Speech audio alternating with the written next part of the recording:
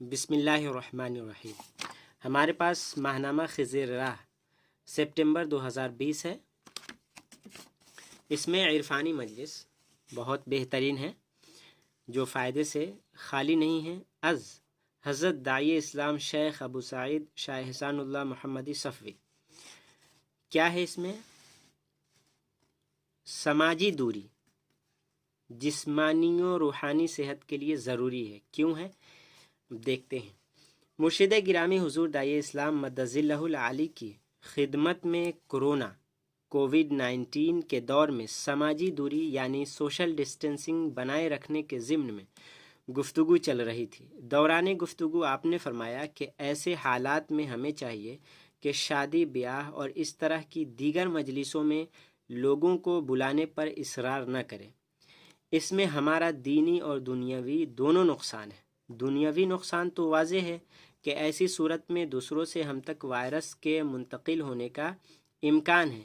یہ بھی ممکن ہے کہ یہ وائرس ہمارے اندر موجود ہو، لیکن ہمارے جسم میں دفاعی نظام امیون سسٹم مضبوط ہونے کی وجہ سے اس کی علامتیں ہمارے اندر ظاہر نہ ہو، لیکن دوسروں سے رابطے میں آنے کی بنیاد پر وہ دوسروں تک منتقل ہو جائے اور کمزور دفاعی نظام رکھنے والوں کو اپنی گرفت میں لے لے۔ دینی نقصان یہ ہے کہ اگر ہم اس طرح کی بھیڑ بھاڑ والی جگہوں میں کہیں گئے اور خدا نخواستہ اس بیماری کی علامتیں ہمارے اندر ظاہر ہوئیں تو سب سے پہلے ہم اس شخص سے بدگمان ہو جائیں گے جس نے ہم کو دعوت دی ہوگی، حالانکہ ہمیں بہت زیادہ گمان سے بچنے کا حکم دیا گیا ہے۔ اللہ تعالیٰ کا ارشاد ہے، اجتنبوا کثیرا من الظن۔ دوسرے یہ کہ نفع و نقصان سب اللہ ہی کی طرف سے، وہی مرض میں مبتلا کرتا ہے اور وہی شفا دیتا ہے۔ ممکن ہے کہ لوگ اس عقیدے کو بھول کر اس بد عقیدگی کا شکار ہو جائیں گے، کہ فلاں محفل میں جانے کی وجہ سے ہی مجھے یہ مرض ہو گیا، اگر وہاں نہ جاتا تو ایسا نہ ہوتا۔ اگر اپنا دل صالح ہوا اور اس میں صالح یعنی نیک اور اس میں فساد عقیدہ نہیں بھی پیدا ہوا تو بھی گھر کے لوگ بار بار یہی کہیں گے کہ فلاں جگہ جانے سے ایسا ہو گیا، نہ جاتے تو نہ ہوتا۔ گویا یہ بد اعتقادی کم سے کم گھر والوں اور دوسرے لوگوں میں ضرور پیدا ہو جائے گی۔ اس لیے مومن پر واجب ہے کہ وہ توکل یعنی بھروسے کے ساتھ ایسے اسباب و ذرائع اختیار کرے جس سے فائدہ پہنچے اور نقصان سے بچ سکے۔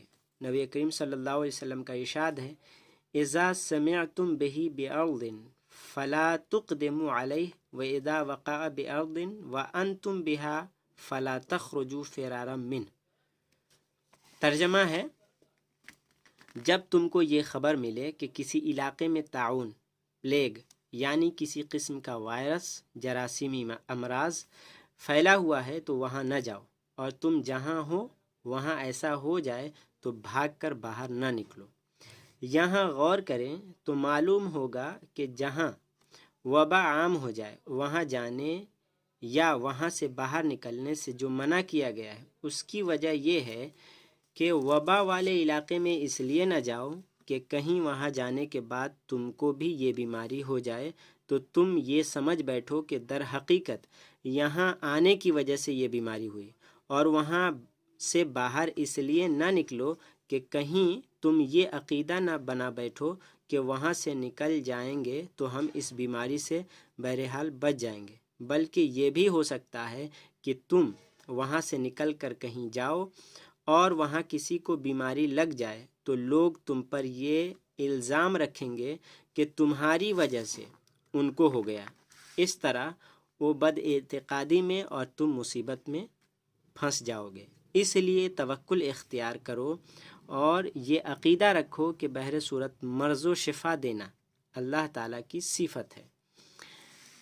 ایسی جگہوں پر جانے یا وہاں سے نکلنے سے جو ہمیں منع کیا گیا ہے، اس کی دوسری وجہ سبب اختیار کرنے اور احتیاط پریکوشن برتنے کے باب سے ہے، اور دنیا میں ہمیں سبب اختیار کرنے کا حکم ہے۔